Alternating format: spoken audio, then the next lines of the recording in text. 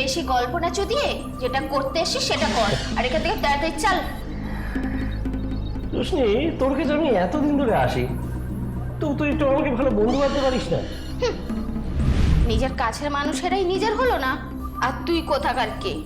ওই কথাই আছে না, বন্ধু আমার বাল শুধু পো। থাক, আর বললাম না।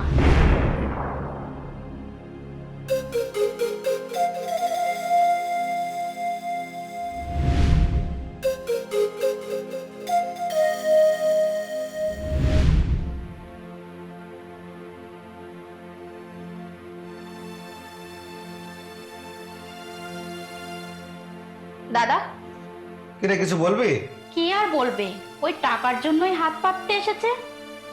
আহ, তুমি একটু চুপ করবে? হ্যাঁ, আমাকে তো চুপ করতেই বলবে। ওদের ওপর সব টাকা পয়সা শেষ করে দাও, আমাদের ছেলে মেয়ের তো আর ভবিষ্যৎ নেই।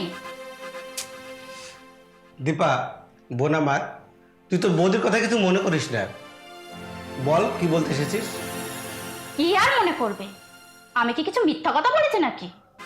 আমি আসছি দাদা, আমি কিছু চাইতে আসিনি। আর প্লিজ তোরা ঝগড়া করিস না। আচ্ছা, এতই যখন আমাদের ভালো চাও, যাও না চলে এই বাড়ির থেকে ওই বুড়িটাকে নিয়ে। তাই যাব বৌদি, তাই যাব। আমি আজই এই বাড়ি ছেড়ে আমার মাকে নিয়ে চলে যাব।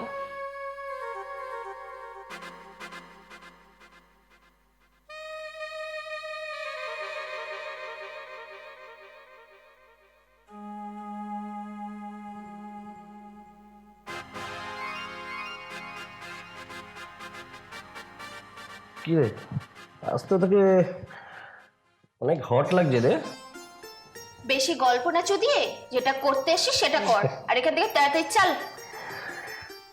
রোশনি, তোর কাছে আমি এতদিন ধরে আসি, তো তুই একটু আমাকে ভালো বন্ধু বানাতে পারিস না?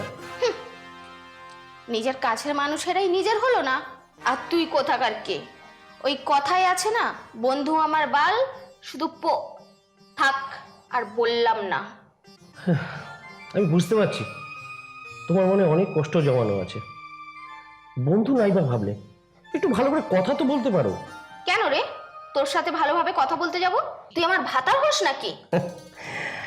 সত্যি তোমার সাথে কথাই পারা যাবে না।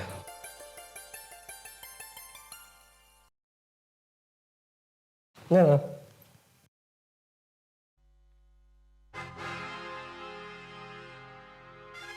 তাহলে আর দেরি কেন? তাড়াতাড়ি কাজকর্ম শুরু করো।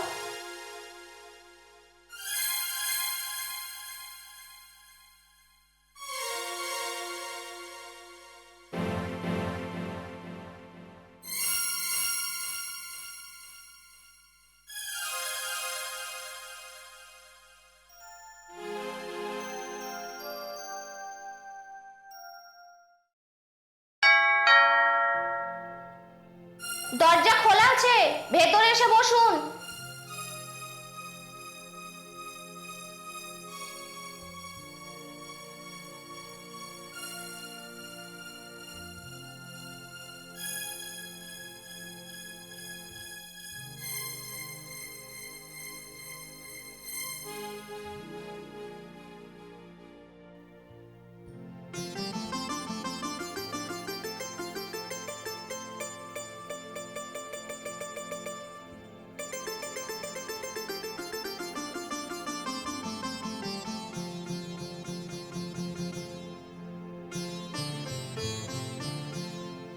আপনি একটু বসুন, আমি ড্রিঙ্কটা।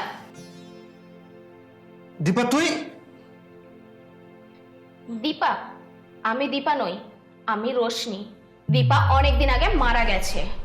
তোর লজ্জা করে না এইভাবে একটা নোংরা কাজ করতে? লজ্জা তো তার হওয়া উচিত যে নিজের বউয়ের কথা ভেবে মা আর বোনের সাথে সম্পর্ক রাখতে পারে না। ঠিক বললাম তো নিশিত বাবু? তবে এই চটটা যদি তুই তোর বউকে মারতে পারতিস না, তাহলে তোকে আজকে এই দিনটা দেখতে হতো না, বুঝলি?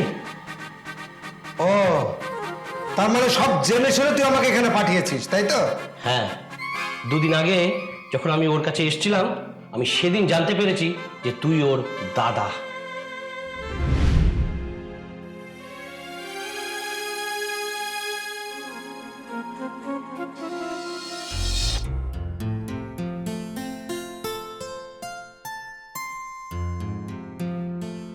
ঠিক আছে, তুমি একটু বসো, আমি একটু ওয়াশরুম থেকে আসছি।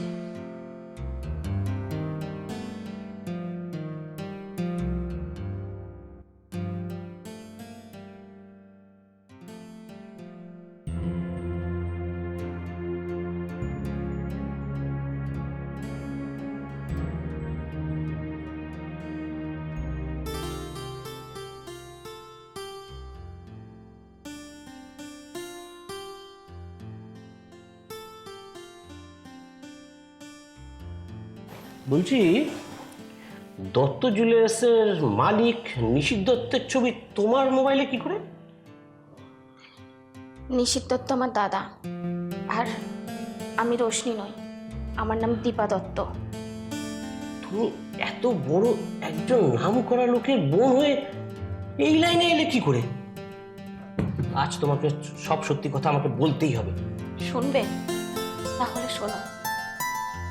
বৌদি আমাকে আর মাকে একদিন বাড়ি থেকে বেরিয়ে যেতে বলে, আর বৌদির কথা মতো আমি আর মা বাড়ি থেকে বেরিয়ে আসি। তারপর মা একটা বাসা বাড়িতে কাজ করে আমাদের সংসার চালাতো। কিছুদিন পর হঠাৎ করে মার খুব শরীর খারাপ হয়ে যায়। তখন মাকে ডাক্তার দেখানোর মতো আমার কাছে একটা টাকা ছিল না। তখন আমি দাদাকে ফোন করে ডাকি, আর তারপর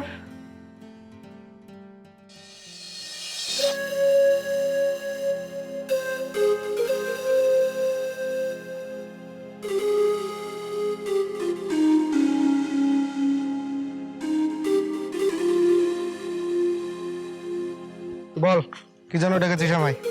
দাদা, মায়ের খুব শরীর খারাপ, আমাদের কাছে টাকা নেই বলে তাই মাকে ডাক্তারের কাছে নিয়ে যেতে পারছি না। তুই কিছু টাকা দে না। আমি একটা টাকাও দিতে পারবো না। আর তাছাড়া এখন তোর বৌদি জানতে পারলে আমার সঙ্গে আবার ঝামেলা করবে। তাই বলে মায়ের শরীর খারাপ শুনেও তুই টাকা দিবি না? তুই পুরুষ না দাদা, তুই একটা কাপুরুষ। যত বড় মুখ না তত বড় কথা। যখন মাকে নিয়ে বাড়ি থেকে বেরিয়ে গেছিলি তখন মনে ছিল না এই কথাটা? আর শোন, একটা কথা তোকে বলে রাখি, তুই ভুলেও আর কখনো আমাদের সঙ্গে যোগাযোগ রাখার চেষ্টা করবি না।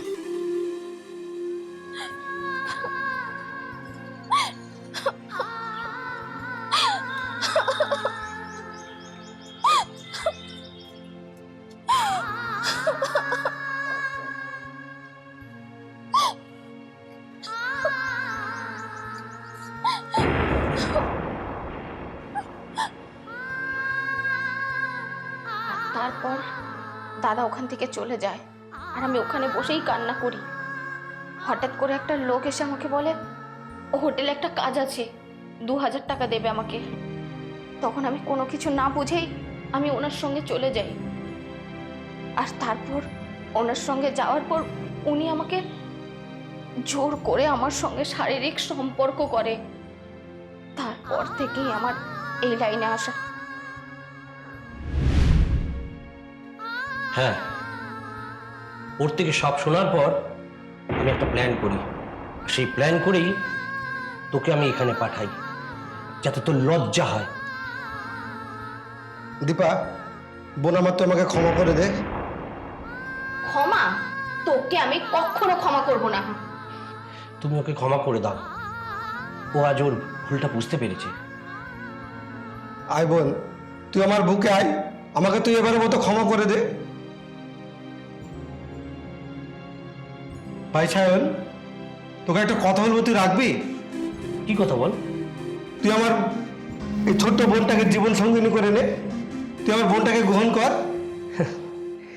আমি তোকে অনেকদিন ধরেই ভালোবাসতাম, কিন্তু সাহস করে বলতে পারিনি।